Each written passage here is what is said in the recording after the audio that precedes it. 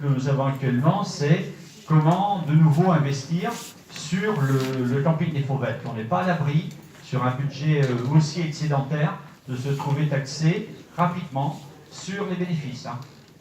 Après avoir impôt sur les bénéfices sur le port, on pourrait très bien avoir impôt sur les bénéfices sur le camping. Donc on réfléchit, il vous sera fait des propositions pour réinvestir sur la partie camping des Fauvettes.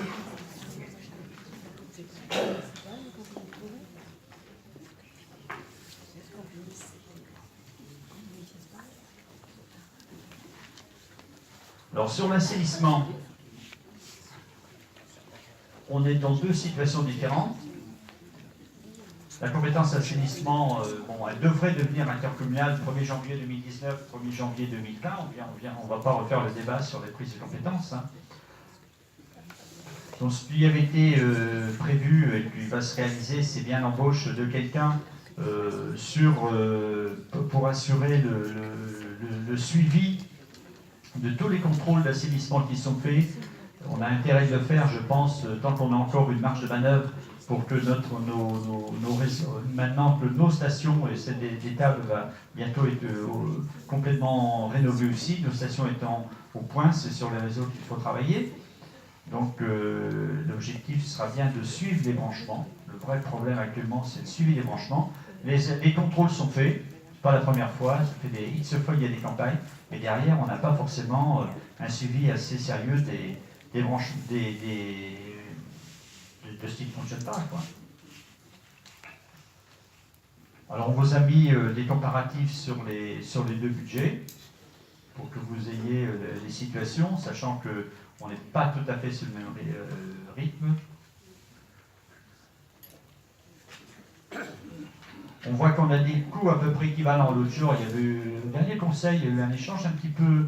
On a l'impression que le coût du fonctionnement sur Binic a été plus élevé qu'ailleurs. On voit que quand on a là aussi, puisqu'on a eu un petit rappel sur une facturation sur la station d'étape, on reste toujours sur des coûts à peu près identiques. C'est même actuellement sur étape que ce serait sur la station d'étape, je ne dis pas sur la station, ce serait un petit peu plus élevé.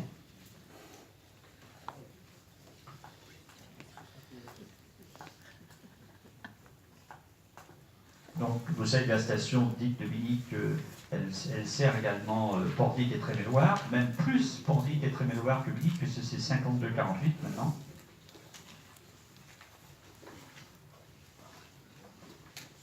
On vous rappelle quel est l'endettement, et à chaque fois dans l'endettement de Binic, il faut rappeler qu'il y a l'endettement si on intègre la dette que Saint-Brieuc a en direction de la station, ou si on ne l'intègre pas.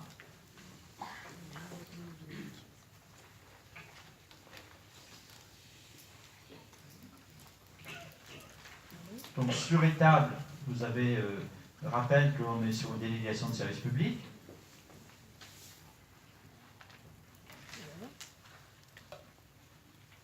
Que des travaux ont été faits donc, en 2016 et qu'il est encore prévu des travaux dans les mois qui viennent.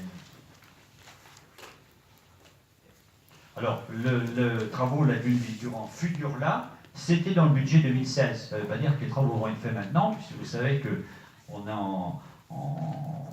a réouvert ce dossier pour certainement, je l'espère, aboutir à une autre solution que celle qui avait été proposée, qui avait semble-t-il fait l'unanimité à l'époque, mais qui ne semble plus convenir.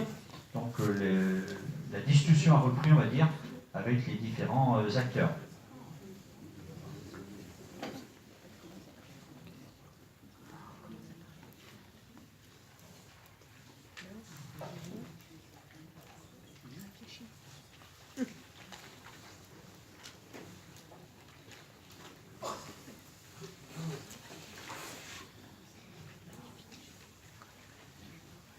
Pas d'autres questions? Pas de questions là-dessus? C'est vrai que c'est un peu fastidieux, mais bon, il y a de l'information.